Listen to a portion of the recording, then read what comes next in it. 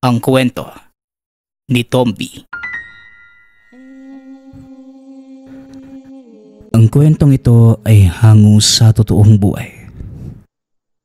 Mula ito sa isa nating tagapakinig na itago na lang natin sa pangalang Dasyo.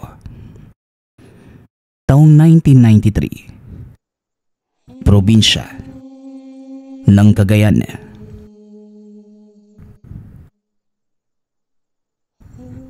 Dasyo, ngayong nandito ka na sa bahay ni Lolo Empleo, wala kang ibang gagawin kundi magbantay ha. Susunduin kita sa susunod na buwan. Saktong pasukan. Magpakabait ka ha. Huwag kang pasaway. Matanda na si Lolo. Wika ng ating Siliana. Maingat na inilapag ni Dasyo ang dalang mga gamit sa papag. Sinusuri ang bawat sulok ng kwartong magsisilbing tulugan. Ngayong nandito na sa bagong bahay. Dagdag pa ni Liana, si Lolo Empleo ay ama ng yumaong lolo. Naging palaisipan din sa kanya ang inabot ng edad nito na sa mahaba-habang panahon, nauna pa ang mga anak na sumakabilang buhay. Nang makita niya ang matanda, natulala pa saglit. Hindi tugma ang edad sa itsura. Hindi masyadong kulubot ang balat. Malusog ang pangangatawan niya at tila hindi dumaan sa anumang sakit na madalas indahin ng matatanda. Maitim pa ang buhok nito. Maayos ang pananalita. Kumpleto pa ang mga ngipin sa unahan niya. Namangha na lamang itong nakatitig doon. Lolo Empleo, ito po pala si Dasyo, kapatid ko at apo nyo. Siya po ang makakasama ninyo. Hindi ako pwede. May trabaho po ako. Ito walang pasok oh. Sa susunod na 2 buwan pa. Dasyo, halika't magmano ka. Wika ni Liana. Lumapit si Dasyo at marahang hinawakan ang kamay na matanda sabay mano. Ilan ba ang lahat ng anak ni Mikmek? Iba rin ba yung si Risa? Lolo, 3 po kaming anak ni Mikmik. Panganay po ko. Si Risa ang pangalawa. Tapos itong si Dasyo ang bunso. Ganun ba? Hindi ba ito namamahay? Marunong pa sa gawaing bahay, lalo na sa pagluluto. Hindi na kasi ako nakakatayo ng matagal. Opo Lolo, si Dasyo na ang bahala sa gawaing bahay. Marunong na ang batang to. Tinuruan niya ni Papa eh. Uy ate, ang usapan sasamahan ko lang sa bahay ah. Bakit parang alipin ako dito? Gawaing bahay lang naman. Para kang ano? O sige na. Aalis na ako ha. Mamayang gabi ang punta ko ng Maynila. Alagaan mo si Lolo Empleo. Ha? Huwag ko lang talagang marinig na may kabalastugang kang ginawa rito. Wala kang baon sa akin. Oo na. Ako na ang bahala kay Lolo Empleo. Mukhang magkakaintindihan naman siguro kami. Wika ni Dasyo.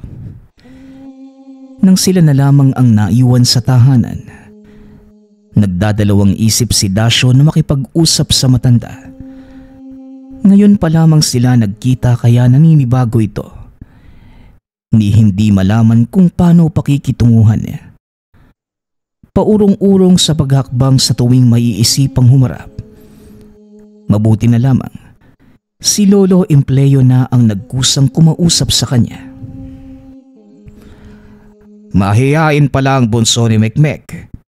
Halika rito. Huwag kang mahiya. Pamilya tayo rito. Wika ni Lolo Empleo habang nakangiti sa apo. Naupo si Dasyo sa katapat na upuan. Nagharap silang dalawa. Nagkatitigan pa sa loob ng ilang segundo bago may nagkusang magsimula ng usapan. tuwang-tuwa si Dasyo na magkwento ang matanda tungkol sa buhay nito noong kabataan. Lalong-lalo na ang paboritong alaala tungkol sa alagang balintong na natagpuan sa gubat. Nagpunta pa sila sa tagong silid sa loob ng tahanan, kumbaga nasa underground, upang ipakita sa kanya ang nasabing hayop. Hindi makapaniwala si Dasyo nang makita ang balintong sa totoong buhay. Madalas, sa telebisyon lamang niya ito nasisilayan. Malaki ang balintong na malayang tumatakbo sa kabuuan ng silid.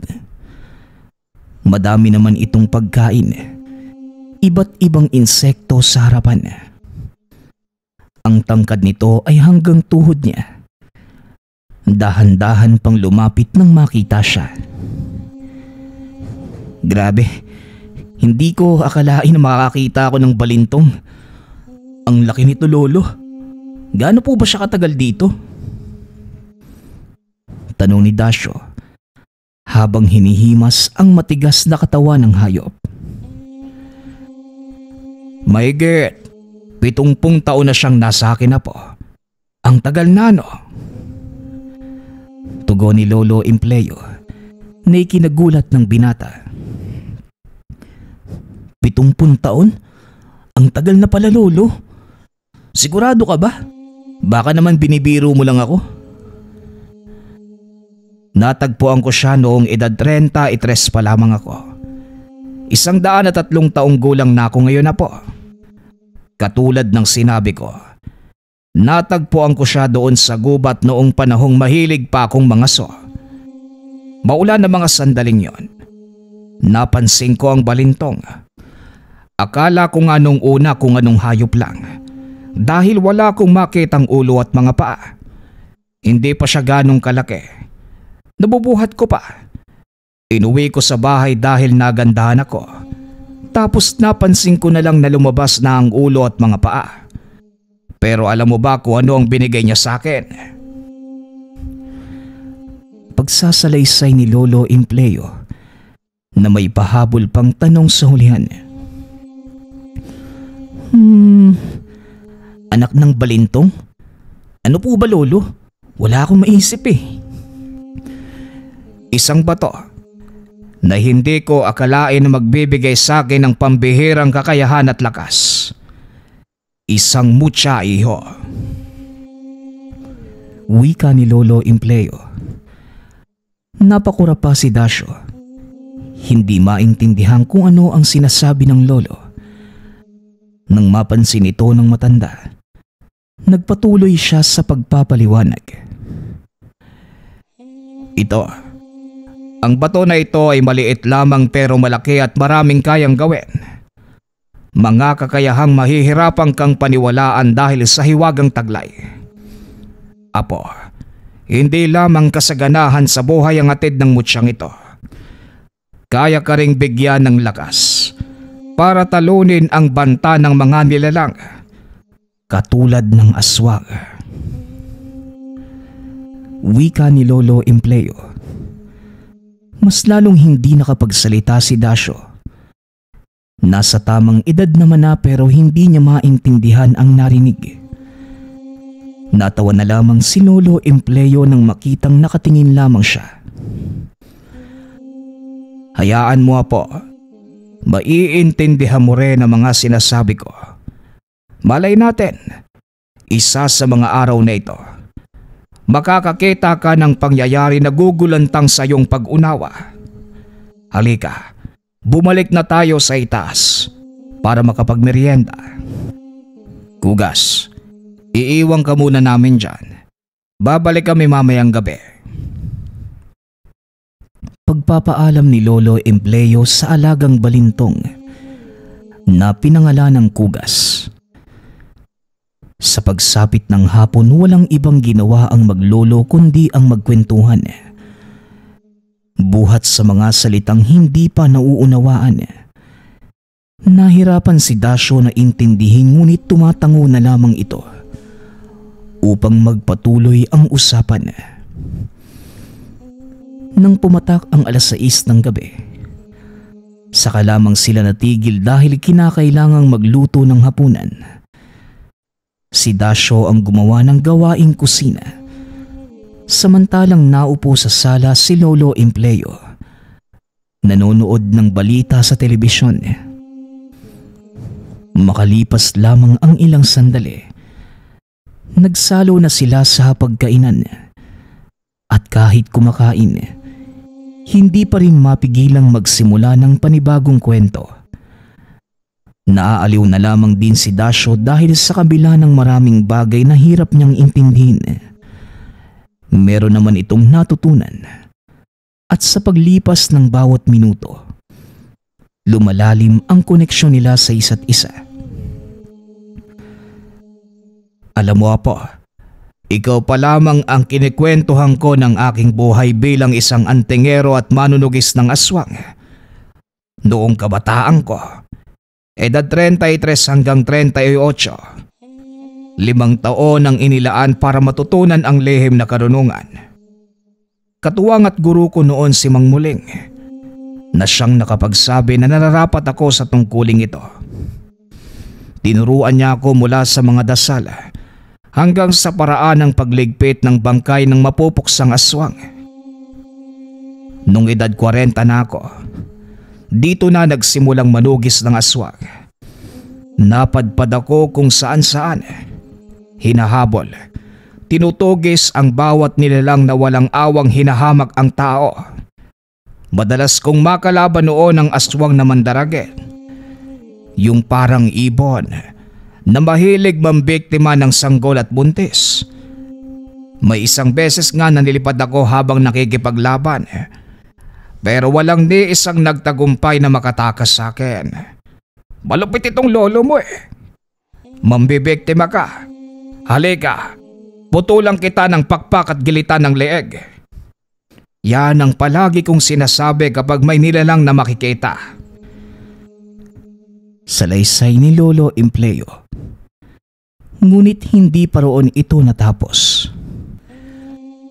Yung lolo mo, si Narding, nako, palaging umiiyak dahil aalis ako ng gabi. Tapos bukas na uuwi. Alam mo naman ang lolo mong yun iyakin. Manang-mana sa nanay niya. Sinubukan kong isama sa lakad ko. Pero kumarepas ng takbo pa uwi, unang daing pa lang ng aswang, naiihi na yon. Natatawa pang dugtong ni Lolo Empleo. Yun nga po yung sabi ni Papa Mikmik eh. Malambot na malambot daw si Lolo Narding. Mabilis umiyak tapos mas pipiliin pang magpatawad kesa lumaban sa tuwing aapihin. Abay oo, ilang beses na akong pinatawag ng guro dahil buong araw umiiyak sa klase. Sinundot ng kaklase sa puwet. Doon sa ilalim ng upuan. Humagulgol kagad. Akala ko nga binabae. Buti hindi naman. Nakapag-asawa tapos nag-anak. Pero bilib din ako sa Lolo Narding mo. Sumalangit nawa ang kaluluwa niya. Kasi ang lihim ng aking katauhan bilang manunugis ng aswang, hinding-hindi niya ipinaggalat. Siya sana ang papasahan ko ng mutya para may pagpatuloy ang pagtatanggol ng kapwa sa mga aswang. Kaso hindi pinalad. Maagang binawi ng may kapal. Ang papamikmik mo sana kaso umayaw. Natakot na baka hindi kayang paglingkuran ng mutya. Hindi ko naman maipipilit dahil hindi gagana ang mutya kung napipilitan ang magtatangan. Ikaw, Dasyo, gusto mo bang matutunan ang bagay na ito? Kahit matanda na ako, marunong pa akong magturo. Wika ni Lolo Empleo. Ay, wag na lang po. Wala naman akong alam sa bagay na yan eh. Tapos mahina rin ang utak ko sa pag-intindi. Mapapagod lang po kayo sa kakaturo. Apo, mas madaling ang intindihin ang bagay na ito kung gugustuhin mo talaga. Pero sige, baka magbago pa ang isipan mo. Mahaba-haba pa naman ang ilalagi mo dito sa bahay. Ano, tutulungan ba kitang magugas ng pinggan? Hindi na po. Kaya ko na to. Magpahinga na lang din po kayo at mag-aalas 8 na pala. O sige po ha. Medyo sumasakit na rin itong bende ko kapag napapahaba ang pagtayo eh. Inaantok na rin kaya mauuna na ako sa pagtulog. Ikaw na lang din ang magsara ng mga bintana pagkatapos magpahinga ka na. Opo, Lo. Yung ilaw po ba? Papatayin din o hahayaan lang na nakasindi? Sa loob oo. Sa labas hayaan mo lang. Para kung sakaling may kaluskos at kalabog, makikita natin kagad. Bili ni Lolo Empleo. Nang pumasok na ng kwarto ang matanda, minadali na ni Dasyo ang pagliligpit ng mesa at paghugas ng pinggan. Medyo nanibago ito sa paligid dahil sobrang tahimik. Ni wala man lamang naririnig na kaunting ingay mula sa labas. Hindi katulad sa pinanggalingang syudad na hanggang alas 10 ng gabi ang karaoke sa katabing tindahan. Matapos sa kusina, isinara na ang mga bintana, pinatay ang ilaw, saka nagpunta ng kwarto. Dahil hindi pa nakakaramdam ng antok, kinuha niya ang dalang libro at nagbasa. Nang maburyo ay nilabas ang dikipad na cellphone at naglaro. Hindi na namalayan ang oras. Pasado alas 11 nang tignan ni Dasyo ang orasan. Mabigat na rin ang katawan buhat ng antok. Ibinaba ang cellphone at saka nagdalukbong ng kumot para makatulog. Makalipas lamang ang ilang sandali, napamulat ng maramdamang may dumapo sa bubong. Malakas ang kalabog ng yero, kaya't nagising ang inaantok na diwa. Pinakinggan niya ang sumunod na ingay. Kinakalmot ang yero. Kinilabutan na rin matapos marinig ang kakaibang daing. Napabangon nito. Dahan-dahang lumapit sa pinto upang tignan ang kwarto ni Lolo Empleo. Nakasarado kaya mag-isa niyang sinalo ang takot. Babalik na sana ng higaan para magtalukbong na lamang ng kumot. Nang lumabas ang matanda at sumenyas sa kanya na huwag mag-iingay. Sinundan na lamang niya ito ng tingin habang papunta ng kusina at pagkabalik, meron ng dalang itak. Dito ka lang apo. Lalabas muna ako para itaboy ang malaking ibon sa bubong natin. Ano ba nang mangyari? Huwag kang susunod sa akin. Dito ka lang talaga. Wika ni Lolo Empleo. Napatango na lamang si Dasyo at sinunod ang bili ng matanda. Nangangamba rin ang binata sa posibleng kahinatnan nito. Dahil mag-isang lumabas. Gustuhin man niyang sundan subalit pinangibabawan ito ng takot. Naghintay na lamang sa kalalabasan. Ilang sandali pa. Nawala na ang kaluskos subalit ang matinding amoy. Labis pa rin ang pag-alingasaw. Nakita ni Dasyo si Lolo Empleong kinakalaban ang maitim na nilalang. Meron itong mahabang kuko at tila ibon ang wangis subalit may hubog ng tao. Sa kabila ng nararamdamang kilabot, humanga ito sa pinakitang husay na matanda sa pakikipaglaban. Pinigilan ang nilalang na makalipad sa pamamagitan ng pagbutas at pagtaga ng mga pakpak. Napaluhod na lamang ito matapos saksakin sa tagiliran ng 2 beses. Paglipas ng ilang minuto, humandusay na lamang ito. Hindi makapaniwala si Dasyo sa nakita. Dito lamang napagtanto na totoo ang kwento tungkol sa aswang. Kaya nang gabing yun, hindi nakatulog si Dasyo sa labis na pag-iisip. Samot-sari ang nararamdaman buhat sa nasaksihang labanan ni Lolo Empleo at ng aswang. Sigurado siyang paulit-ulit na kinalmot ng nilalang ang matanda at makailang beses din itong sumubok na kumagat. Akala pa nga nito na sugatan na ang balikat ng lolo noong dumamba ang halimaw, ngunit nang pumasok na ng tahanan, walang ni isang galos sa katawan ng matanda. Nakangiti pa ito sa kanya. Naging palaisipan tuloy sa kanya kung gaano kahiwaga ang tanga nitong mutya. Dahil dito, nagsimula na itong magtanong. Kinabukasan habang nasa hapagkainan, hindi napigilan ni Dasyo na ilihis ang usapan. Hindi na matahimik ang kalooban. Nahihiwagaan ito sa batong tangan ni Lolo Empleo. Lolo, talaga po bang makapangyarihan yung bato na yun? Kagabi po kasi, nakita ko kung paano kayo kinalmot ng aswang. Pero hindi ka naman nagkasugat. Hindi ko nga narinig na umaray kayo eh. Saka paano nyo nagagawa yun? Nagrereklamo nga po kayo kung matagalan sa pagtayo. Pero kagabi, napakaangas nyo. Wika ni Dasyo. Natuwa si Lolo Empleo sa sinabi nito. Matapos ay sinagot ng maayos. Sabi ko naman sa iyo, Apo, higit pa sa inaakala mo ang kaya ng mutya.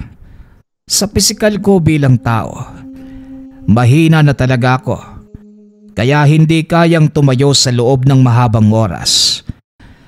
Pero kapag tinawag na ng tungkulin, nawawala lahat ng iniinda dahil ang atensyon ay nasa pagpuksa ng aswang. Alam mo ba na sa edad na ito pa lamang ako nakaranas ng pananakit ng katawan dahil din dito sa kapangyarihan ng mutya. Tapos ang sinasabi mo na hindi ako nasusugatan, hindi nasasaktan sa kabila ng pag-atake ng nilalang. Kagagawan din yon ng bato. Nagtataglay ito ng kabal para hindi tabla ng anumang bagay na matalim ang taong nagtatangan. Hindi lang yun na po. Kaya din itong magpalago ng negosyo at nagbibigay kasaganahan sa buhay. Pero ang pinakagusto ko sa mutyang ito, kaya ka nitong gawing hangin. Yung tipong hindi ka makikita ng kalaban, kaya ang kalalabasan matatalo mo kagad. Salaysay ni Lolo Empleo. Napanganga na lamang si Dasyo sa nalaman. Tila nakaramdam ng kagustuhan sa bato. Ngunit hindi niya muna pinairal dahil alam niyang hindi magiging madali. Napansin naman ito ni Lolo Empleo. Ngunit hindi gaanong pinunas sa kadahilan ng mahihirapan ang apo kung ora-oradang ipapakilala sa mundo ng lihim na karunungan. Bilib din siya sa pagpigil nito sa sarili, kaya napapaisip na sa halip dalhin sa libingan ang tangan, ipapamana na lamang sa apong kaharap. Damang-dama niya ang puro at dalisay na puso ng binata, kaya nasisigurong mapapabuti ang mutya kung sakaling maiwan sa kanya.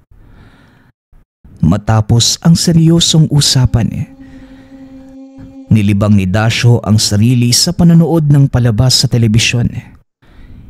Hindi na rin ito inistorbo ni Lolo Empleo na mag-isang umakyat sa silid kung saan namamalagi ang alagang si Kugas. Dinalhan niya ito ng makakain. Sa kalagitnaan ng panonood ng palabas, napansin ni Dasyo na ang boteng nasa altar ay kumukulo ang laman. Sa paggalaw nito, akala pa niya ay may lindol. Nang hindi pa rin matigil, nilapitan niya at napansing dahan-dahang nauubos ang likido sa patuloy na paggulo. Nagtataka na ito. Kinakabahan. Hinanap si Lolo Empleo pero wala sa kwarto. Napakamot na lamang siyang humarap sa altar. Pinanunood ang bote na makalipas ang ilang sandali. Naubos na ang laman. Bakit ganun? Kumulo bigla tapos naubos lang din. Grabe, ano pa bang hiwagang nakatago sa bahay na to? May makapangyarihang ba to? Tapos may likid dong kumukulo na hindi naman isinalang sa apoy. Wika ni Dasyo sa sarili. Naguguluhang bumalik na lamang sa panonood ng telebisyon. Makalipas ang 15 minuto, bumalik si Lolo Empleo na napatingin kagad sa altar at sa labas. Apo, may dumaan ba? Naubos ang lana rito ha? Yun nga din yung pinagtataka ko, Loy. Kumulo bigla yung laman tapos naubos lang din. Bakit nagkaganon? Gagawan din po ba yan ng batong mutya? Hindi apo. Gagawa nito ng nilalang. Ang pagkulo ng lana ay indikasyon na merong aswang na napadaan o umaaligid sa walapit. Ikaw ba? Napansin mo bang may dumaan? Hindi ko nga din po napansin. Nakatuto kasi ako sa panonood eh. Wika ni Dasyo. Sinilip ni Lolo Empleo ang labas subalit kaliwat kanan na niyang tinignan. Wala namang napansing maaaring paghinalaan na aswang. Bumalik ito sa loob. Kinuha ang tungkod at naglibot sa kalapit na bahay-bahay. Nang makita ng kakilala, napahinto at nag-usap. O pare, may babae rito kanina. Ewan ko kung anong gagawin nun. Pero binigay mo sa akin na lana. Kumulo, wala namang dumaan dito kundi ang babaeng yun lang. Kaya hinala rin yung itsura. Nasulyapan ko lang ang bilis ng pagakbang. Mailap din dahil lang may makasalubong. Lumihes, iba na ang kutob ko sa panahon ngayon. Naalala mo pa ba noong nakaraang may dumaan ding aswang? Parang sunod-sunod na. Ano sa palagay mo pare? Alam mo naman pare na wala akong sinasanto pagdating sa bagay na ito. Subukan lang niya o ilan man sila namang biktima dito malapit sa atin. Nako, hindi ko sila uurongan. Bagong hasa pa naman ang mga ita ko sa bahay. Tugon ni Lolo Empleo na sinundan pa ng mahinang pagtawa. Huwag ka rin magalala pare. Dating gawin mo rin. Kapag may nakita akong padaan-daan dito, sasabihin ko para ma-action ng kagad. Sa panahon pa naman ngayon, marami-rami ang kakabagong panganak. Mangilang-ilan din ang buntis. Yan din ang nakita kong rason kung bakit ninarayo tayo ngayon. Pero hindi bali na. Nandito pa naman ako. Haharangin natin ang mga pesteng yan. Matanda na ako pero wag nila kamo kung susubukan. Hangarin ako sa tibay ng buto mo pare. Lagpas 100 taon ka na. Pero parang nasa 60 taong gulang pa lang. Iba talaga kapag pinagpala ng Diyos at ng kalikasan. Wika ni Mang Oryo. Natawa na lamang si Lolo Empleo sa sinabi ng kaibigan. 30 taon ang tanda niya kay Mang Oryo. Ngunit parang magkaedad lamang sila dahil sa pisikal niyang kaanyuan. Sabay silang naglibot-libot. Nagbabaka sakaling makahanap ng bakas ng dumaang pinaghihinalaang aswang. Ngunit dahil wala, kanya-kanya na lamang sa pag-uwi ang dalawa. Kamusta ang lakad, Lolo? May nahanap ka po ba sa labas? Wala po. Ngayon pa lang sasabihin ko na sa'yo na huwag kang basta-bastang magtitiwala sa kahit na sino. Lalo pat madalas na nabibiktima ang hindi nag-iingat. Ano pong ibig niyong sabihin, Lolo? Hindi po ba mapagkakatiwalaan ng mga tao sa lugar na ito? Hindi ang mga tao dito kundi ang mga nagbabalat kayong dumarayo sa lugar na ito. Baka matulad noong mga nakaraang taon na kunwari may hihingin. Tapos babalikan sa pagsapit ng gabi para biktimahin.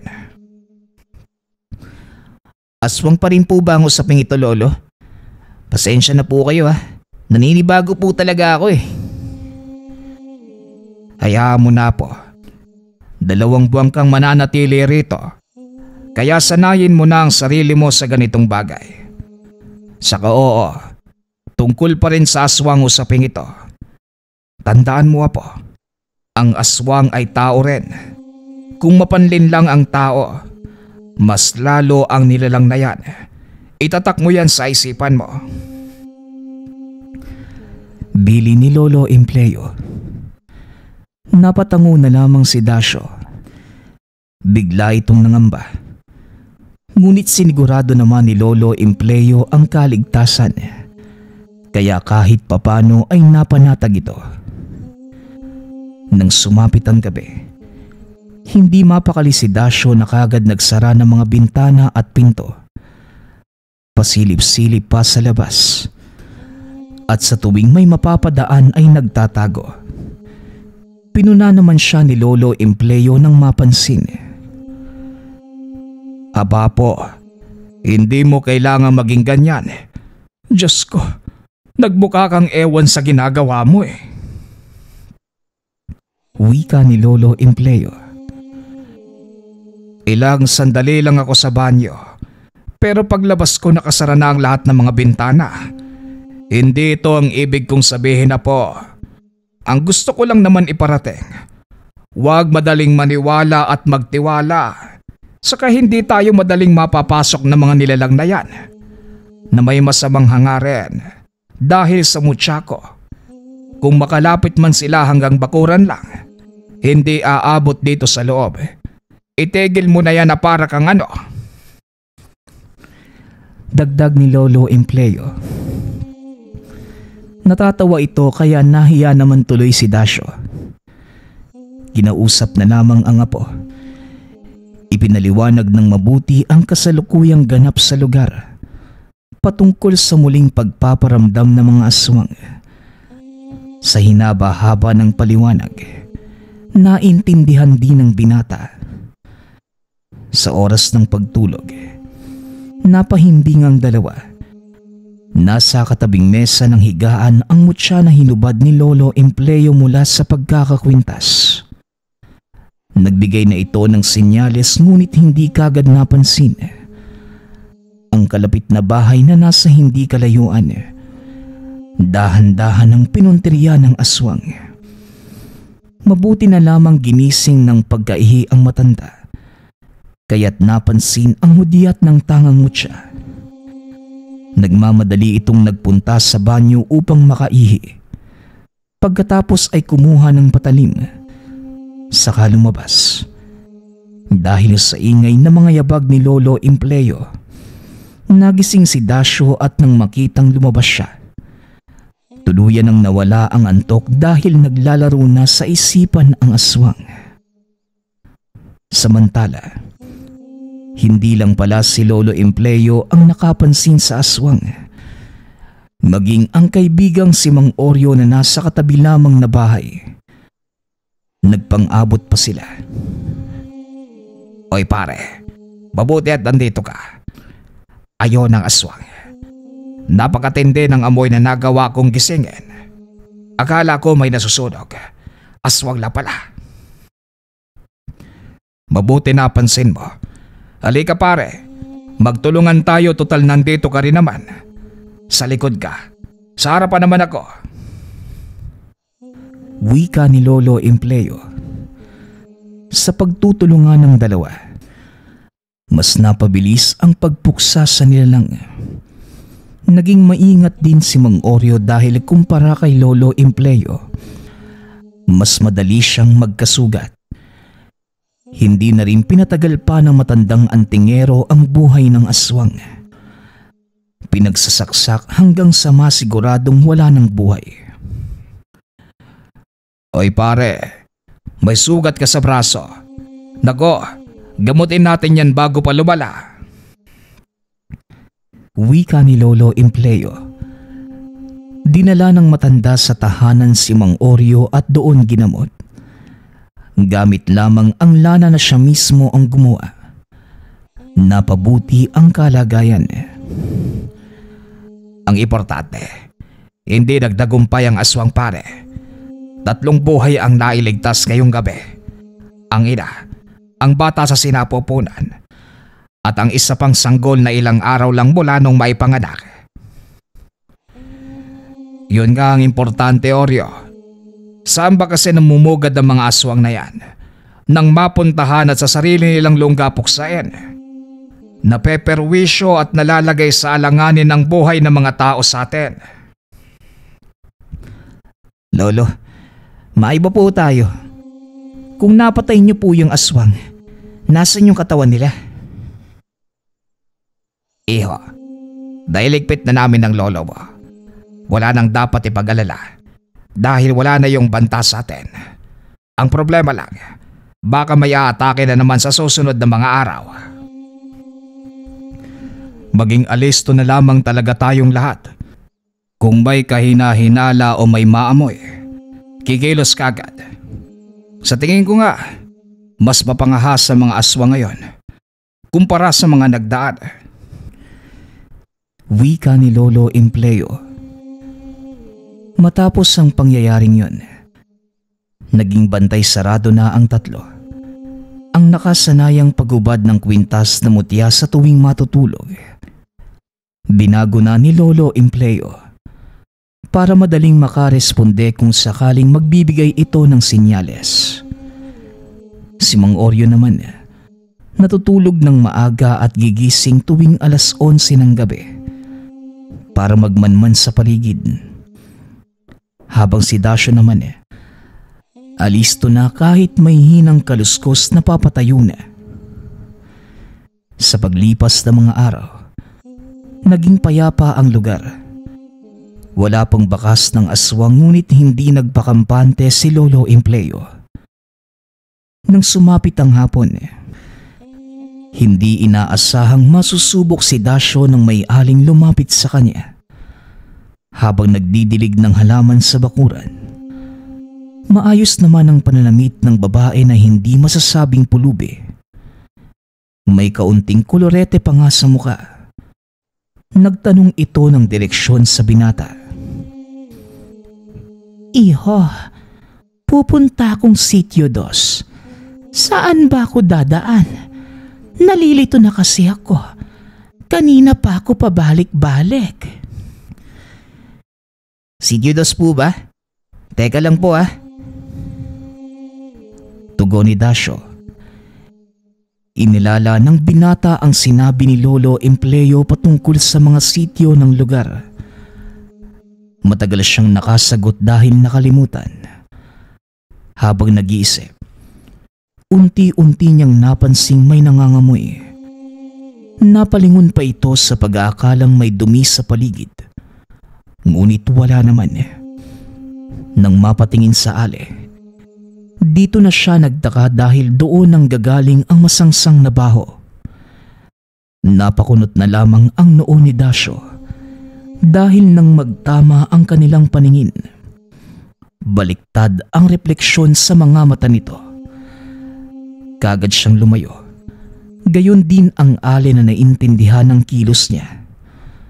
Kumaripas pa ito ng takbo. Apo, ayos ka lang ba? Parang masama ang hangin dito May dumaan Lolo, tama ka nga po. May dumaang isang ale. Tapos baliktad yung refleksyon ko sa mga mata niya. Nangangamoy rin po siya. Tugon ni Dasyo. Pinapakain ko si Kugas. Naramdaman ko ang presensya ng aswang kaya nagmamadali akong pumunta dito. Swerte lang siya dahil hindi ko naabutan. Ano bang sinabi niya sa'yo?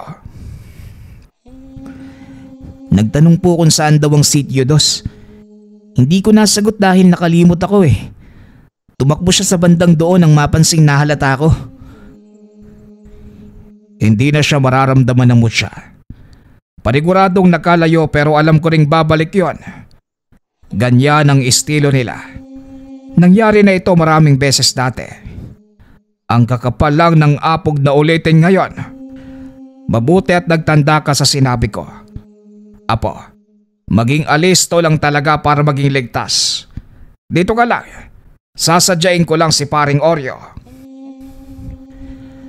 Wika ni tandang empleyo. Pagkaalis na matanda, itinigil ni Dasyo ang pagdidilig at pumasok ng tahanan. Kahit wala na ang ali, nanginginig pa rin siya. Bagong-bago sa kanya ang pangyayari kaya gano'n na lamang ang reaksyon. Pagsapit ng gabi sa bahay nila, tumambay si Mang Oreo. Napag-usapan ng magkaibigan na ibalik ang dati nilang gawin. Noong araw sila din ang magkakasama kapag may tutugising aswang. Sa kabila ng agwat ng edad, nagkakasundo pagdating sa ganitong usapan. Pasado 10:00 na makatulog ang lahat. Payapa ang gabi ng mga sumunod na oras. Ngunit habang lumalalim, kumalampag sa bubong ng kabilang bahay ang aswang. Gawa sa nipa ang bubong nito, kaya kagad tumagos ang naghahabaan nitong mga kuko. Si Lolo Empleyo na napansin ang pag-init ng tangan, nagmamadaling bumangon at ginising si Mang Oreo. Tinignan nila ang mga kalapit na bahay at nang makita ang kinalalagyan ng nilalang, wala na silang sinayang na oras. Nag-unahan sila sa pagpunta doon. Nang makalapit, hindi na pinatakas ang mapangahas na aswang. Naalerto naman ang nasa loob ng tahanan na nagising matapos mapansin ang kaguluhan. Merong buntis kaya't pinunteriya ng aswang. Nang sandaling ito, hindi lamang sina Lolo Empleyo at Mang Oreo ang pumuksa. Nakisali na din ang 2 lalaki ng pamilya ng sanay biktima. Halos magkagutay-gutay na ang kabuuan ng nilalang. Mabuti na lamang at inawat. Tama na. Hindi natin kailangang pagpinupinuhin ang katawan ng aswang na ito. Patay na yan. Hindi na muling mabubuhay. Marami naman pala kayo sa loob. Bakit hindi nyo kagad napansin? 10 oras na kasi ng gabi. Napalalim na ang pagtulog namin eh. Mabuti na lang nandiyan kayo. Maraming salamat po ah. Abay, mag-i-alisto na ba kayo? May kasama kayong buntis. Paano kung hindi namin napansin ang aswang? Malamang mawawala ang buhay ng batang nasa sinapupunan. Malas pa kung pati ang ina madamay. Magpalitan kayo. May matutulog. May magbabantay para maging ligtas. Hindi yung lahat kayo may himbing. Paano kung kayong lahat ang punderya? E di lahat kayo patay. Pasensya na po talaga kayo. Hindi na mauulit. Magtatanda na po. Tama na ang pagtatalo. Ang mabuti pa, asikasuhin natin ang katawan ng aswang bago pa mangamoy ng husto. Wika ni Lolo Empleyo. Pinagtulungan nilang mailigpit ang bangkay. Pagkatapos ay kanya-kanya na rin sa pag-uwi. Ngunit bago yun, binilinan muli ni Lolo Empleyo ang mga lalaking pangalagaan at proteksyonan ang kasamang buntis. Tumango naman ang mga ito kaya napanatag na rin ang kalooban. Kinabukasan, si Mang Oreo na ang nagbahay-bahay para pagsabihan ang mga pamilya. Lalo na yung may mga buntis at sanggol na miyembro. Binalaan niya tungkol sa aswang. Meron namang naniwala at seryosong tinanggap ang babala at paalala. Ngunit meron ding tumawalang dahil sa kanaraw maniniwala kapag sila na mismo ang nakakita. Aba, edi sige. Hindi naman ako mamimilit. Pero walang hingian ng tulong kapag kayo ang pinunteriya ng aswang. Ayaw nyo palang maniwala. Ha? Pues, tignan natin. Wika ni Mang Oreo sa sarili habang naglalakad papunta sa tahanan ni Lolo Empleyo. Ayos na po ba kayo, Manong? Parang nakahanap kayo ng gulo ah.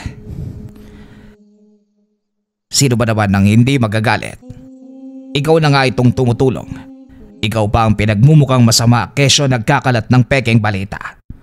Matanda na raw ako, bakit hindi na lang manatili sa bahay at makinig ng totoong balita sa radyo? Abay, tignan na lang talaga natin sa oras na sila ang maaktuhang biktimahin ng aswang. Wala talagang tulungan. Ikaw naman, Oreo. Nagagalit ka kagad. Pamilya ba yan ni Carlos? Nako, wag mo nang pag-aksayahan ng oras. Matigas talaga yan. Kahit noon pang kapanahunan ng yumaong lolo niyan. Mas matigas pa kesa sa buto. Akala mo kung sinong matapang. Basta pare, patikimin mo ang pamilyang yan. Kapag sila ang inatake ng aswang, wag mo kagad tulungan. Tignan natin kung hanggang saan yung yabang nila. Ipinagmamalaki pa ang baril na galing din naman sa nakaw. Pinakitaan pa ako. Akala siguro nila nakakatakot. Nakakatawa pa nga eh. Tama na yan. Baka mamaya tumaas ang presyon mo. Hayaan mo lang sila. Matatauhan din ang mga yan. Bahay ba tayo pare? Noong isang araw ko pa ito naisip. Alam mo naman na isang hakbang na lang tayo sa ating kamatayan. Kanino mo ba ipapamana ang butya? Kay Dasyo mo ihabilin. May tiwala ko sa batang ito. Uy, bakit naman po ako? Nananahimik lang ako dito eh. Wika ni Dasyo. Diyan din naman pupunta ang lahat pare. Pero hindi pa handa si Dasyo. Huwag lang nating mamadaliin dahil baka magtampo ang mutya. Hinay-hinay lang tayo. Wala namang nagmamadali. Kung sa bagay. Pero boto ko dito sa apo mo. Ilang araw pa lang siyang narito at nalantad sa pangyayari tungkol sa aswang. Pero makikitaan mo naman ang tapang. Hindi nga lang naipakita ng maayos dahil may takot pa. Ito namang si pare. Huwag na muna nating pag-usapan ang bagay na yan. Kailangan pa ba eh? Wala na akong mapag-iiwanan kundi siya lang. Huwag lang sa ngayon dahil alanganin pa. Uhubogin na muna natin sa pagiging saksi sa mga pangyayari at mangyayari pa. Wika ni Lolo Empleo. 5 araw ang lumipas. Bumalik naman muli sa normalang paligid. Ngunit sa kabila nito, laman pa rin ng usap-usapan ang mga nagdaang pambibiktima ng aswang. Lalo na yung huling pamilyang pinagtangkaan ng nilalang. Kumalat sa buong lugar na umani ng iba't ibang reaksyon. Ang mga naniwalay nakaramdam ng pangamba at takot.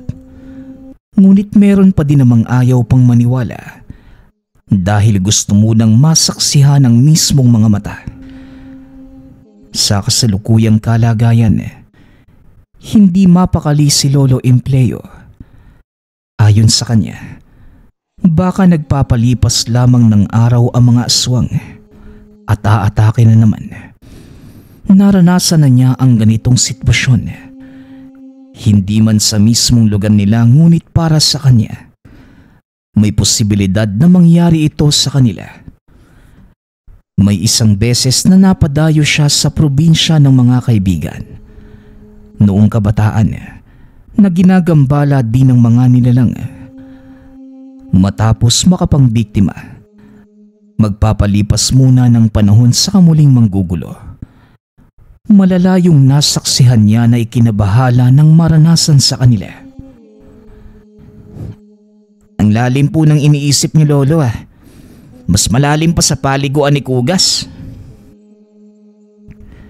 Wika ni Dasyo sa Lolo na kanina pa napapaisip.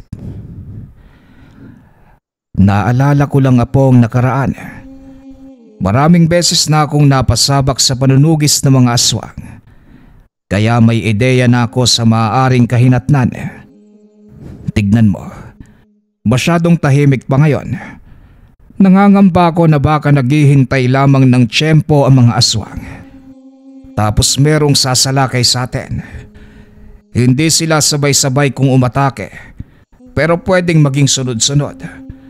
Marami pa naman sa ating kapitbahay ang buntis at kawawa ang mga sanggol kung matadamay. Ganyan po ba talaga kapag may tangan, Lolo? Parang kargo mo yung lahat eh. Mangangamba ka sa mangyayari tapos mag-iisip ka ng paraan para mabilis ang pagtataboy. Mabigat na nga ang responsibilidad. Mas bibigat pa. Sinasabi mo bang natatakot kang sumunod sa yapak ko? Napapasabi lang naman, Lolo. Pero parang gano'n na rin po. Noong una mong sinabi sa akin yung tungkol sa hiwaga ng mutya, nahalina ako. Tapos parang gusto kong mamana kaagad. Pero ngayong nakikita ko na at naiintindihan ang ibig sabihin ng tungkuling ito, mukhang hindi ko po kaya. Paano mo namang nasasabi na hindi mo kaya, gayong hindi mo pa nasusubukan? Sa panunod pa lamang sa inyo, Lolo, sumusuko na po ako eh. Paano pa kaya kung ako na yung nasa posisyon nyo? Hindi po ba? Daig mo pa ako sa lalim ng pag-iisip pa. Pero may punto ka naman. Hindi talaga biro ang maging isang antingero. May kakibat na mabigat na responsibilidad. Kung hindi mo kayang panindigan, wala rin. Ay nako, wag na nga natin itong pag-usapan. Akin na ang mga nakuha mong insekto. Ako na ang magpapakain kay Kugas. Pumunta ka na lang ng kusina para makapagluto. Wika ni Lolo Empleo. Napangiti naman ng matanda nang marinig ang opinyon ng apo tungkol sa nasasaksihan nito sa kanya. Hindi niya lubos akalaing may pinagbanahan ang ugali. Ganon na ganon siya. Noong nagsisimula pa lamang aralin ang mga bagay sa lihim na karunungan. Urong-sulong ang pagpapasya noon ni hindi maayos ang plano. Ngunit kalaunan naging maayos ang takbo na umabot na nga sa puntong ito, kung saan malapit nang magretiro. Kugas, sa tingin mo ba magbabago pa ang pananaw ni Dasyo sa nakikita niya sa akin? Gusto ko siyang habilin ng mutya mo. Tulungan mo nawa ang binatang yon na makabuo ng konkretong desisyon. Wika ni Lolo Empleo sa balintong nakaharap. Nang nasa hapagkainan na sila, pasado 6:00 pa lamang, napansin ni Lolo Empleo na may padaan-daan. Isinawalang bahala niya noong una, ngunit habang tumatagal, naging kahina-hinala. Nang pakiramdaman ng tangan, dahan-dahan itong nag-init. Pawala-wala, sumasabay sa kilos ng lalaki sa labas. Nang hindi na makatiis, lumabas siya para matignang mabuti. Ngunit nagmamadali itong umalis. Kinutuban na si Lolo Empleo sa galaw nito. Lolo, may problema po ba? Halina po kayo sa mesa. Tapos na ako magsandok. Apo, napansin mo ba yung dumaang kanina? Yung lalaking nakaitim? Yung matangkad po ba? Dumaan siya kaninang umaga eh. Tapos kaninang bandang 3:00. Wika ni Dasyo. Napailing na lamang si Lolo Empleo dahil ng mga oras na yun. Wala siya sa tahanan. 2 beses itong nagpunta sa kabilang lungsod dahil inaasikaso ang pensyon at iba pang bagay. Bilisan na lamang natin kumain dahil mukhang may mangyayari na namang pambibiktima mamaya. Wika ni Lolo Empleo. Ilang oras lang ang dumaan. Saktong natutulog na ang karamihan. Kumilos na ang aswang na kanina pang umaga pabalik-balik sa lugar. Iniwasan na nitong dumaan sa tahanan ni Lolo Empleo dahil napansing may tangan ang matanda. Tahimik itong umatake sa sanggol na mahimbing nang natutulog sa kuna. Nagulat naman ang ina dahil umiyak na lamang ito bigla. Maging ang tatay ay walang ideya sa nangyayari. Kahit anong pagpapatahan ay hindi umuubra. Samantala, hindi mapakali si Lolo Empleo sa kanyang inuupuan. Pakiramdam niya ay may nangyayaring masama ngunit wala pa namang senyales ang mutyang tangan. Pinalipas muna ang sandali. Ngunit nang hindi na makayanan, lumabas ito para masuri ang paligid. Lolo, anong oras na po lumalabas pa rin kayo? Tanong ni Dasyo. Sumunod na rin ito palabas. Apo, wala pang senyales ang mutya pero pakiramdam ko merong masamang nangyayari. Hindi ko alam kung nababaliw na ako. Kakaisip sa sitwasyon o sadyang totoo ang nararamdaman ko. Aba, ewan ko na. Baka wala naman po talagang nangyayari sa mga oras na ito. Baka gawa lang po yan ng labis niyong pag-isip. Sana nga ganyan lang, Apo. Halika na, samahan mo ko. Maglibot muna tayo sandali. Lolo, masyado na pong gabi para maglibot. Baka mamaya ano pong makasalubong natin dyan. Ayos lang kung aso pero paano kung ibang nilalang? Nakalimutan mo yatang may proteksyon tayo, Apo. Tara na, saglit lang naman. Gusto ko lang makasiguro. Pahawak na lang din ako dahil baka mawalan ako ng balanse. Wika ni Lolo Empleo. Walang salitang sumunod na lamang si Dasyo. Nangangamba rin ito dahil nagrereklamo ang lolo niya ng pananakit ng tuhod. Paika-ika itong naglalakad. Pagkarating sa unahan, nagmungkahi itong bumalik na lamang sila. Ngunit ayaw ng matanda. Dahil ayaw ni Lolo Empleo, nagpatuloy sila hanggang sa umabot sa pinakadulo ng sitio. Dito na nahanap ang aswang na kasalukuyang gumagapang sa damuhan. Nandito ka lang palang lintig ka. Kaya hindi naaamoy ng mutya dahil malayo na. Patay ka sa akin ngayon. Lolo, hindi po ganong maayos yung tingdig ninyo. Huwag nyo nang pilitin. Baka kayo pa yung mapuruhan sa halip na yung aswang eh. Hindi yan na po. Kaya ko to. Dito ka lang at ako nang bahala sa aswang na yan. Wika ni Lolo Empleo. Kagat-kagat ni Dasyo ang daliri habang nakatingin sa lulong hinahamon na ang aswang. Nagawa naman itong makailag. Ngunit natumba makalipas ang ilang sandali. Nanginginig na siya sa takot at hindi kayang makita ang lolong hinahamak ng nilalang. Kaya naman nilunok ang takot at lumapit. Kinuha niya ang itak na nabitawan ni Lolo Empleo. At bago pa man mabaling sa kanya ang atensyon ng aswang, naisaksak na ang patalim. Tumago sa tiyan na naging dahilan upang humiwalay ito mula sa pagkakadagan sa natumbang matanda. Hinugot ni Dasyo ang itak at sa pagkataranta, muling isinaksak. Binawi ito ni Lolo Empleo at siya na ang tumapos sa buhay ng nilalang. Kinabukasan, abot tenga ang ngiti ni Lolo Empleo habang naghahanda ng mesa. Nang lumabas ng kwarto si Dasyo, siya pa ang naunang bumate.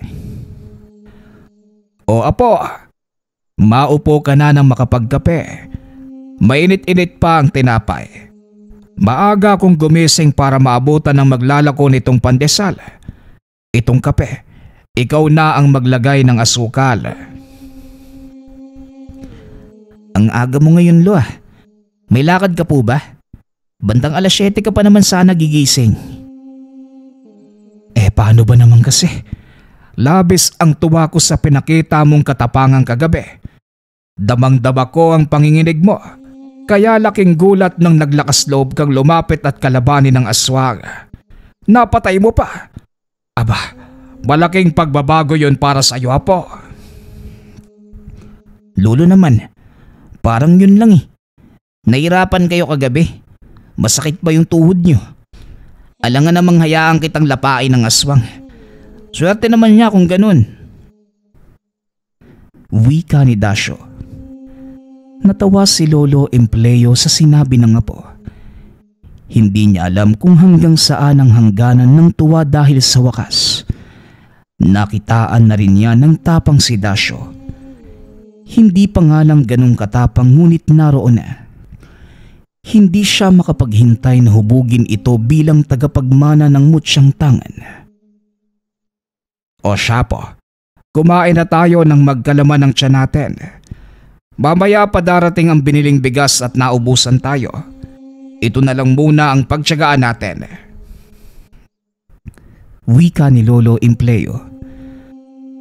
Nang mga sumunod na araw, bumalik na sa payapa ang lugar. Marahil natunugan na malakas ang tanga ni Lolo Empleo. Dahil wala ni isang aswang na nagtagumpay, ang lahi na mismo ang nagkusang umatras. Ngunit natuwa na rin si Lolo Empleo dahil maibubuhos ang oras para dahan-dahang ipakilala sa apo ang mundong ginagalawan. Noong una, may pag-aalangan si Dasyo ngunit dahil hindi niya tinigilan, unti-unting bumigay ang binata. Linggo-linggo iba-iba ang itinuturo. Hindi siya rumekta sa paghawak ng mutya. Ipinakilala muna ang samut-saring lahi ng aswang na hindi maubos-ubos. Nadagdagan pa sa paglipas ng panahon. Pagkatapos ay paghawak ng patalim at kung sang bahagi ng katawan dapat tirahin ang kalaban upang masigurong hindi na makakabawi. Sunod na binahagi ang iba't ibang pangontra at panglaban. Yun nga lang hindi na nagkasya ang oras. Dahil pagsapit ng katapusan ng buwan, kinailangan ng umuwi ni Dasyo dahil pasukan na naman. Pansamantala na munang nahinto ang pag-e-ensayo. Lolo Empleo, ito bang si Dasyo naging pasaway dito? Dapat ko ba tong upakan, lo? Magsabi lang po kayo. Ikaw naman, Liana. Masyado kang ano sa kapatid mo. Kung ako lang ang tatanungin, mas mabait pa si Dasyo kesa sayo. Lolo, parang ang sakit niyo naman magsalita. Akala ko ba ako ang paborito niyong apo? Dati. Maiksing tugon ni Lolo Empleo. Napasimangot na lamang si Liana. Hindi na rin nagtagal ang magkapatid dahil naghihintay ang inarkilahang sasakyan sa labas. Mag-iingat kayo sa biyahe, mga apo. Sa susunod na bakasyon dumito ka ulit, Dasyo, ha? Opo naman, Lo. 10 buwan lang ang lilipas, babalik din ako sa'yo. Ingat po kayo dito, ha? Mag-isa pa naman kayo. At sinong magsabing mag-isa lang si Lolo rito? Mamaya darating si Papa para siya naman ang mag-alaga. Nasibak sa trabaho. Pasaway eh. Ewan ko ba sa apo mong yun, Lo? Malaki na pero parang bata ako magpasaway. May pinagmanahan lang siguro. O siya, dumakad na kayo dahil baka abutan ng dilim sa daan. Mag-ingat kayo, ha? Dasyo, sa susunod na bakasyon muli, hihintayin kita.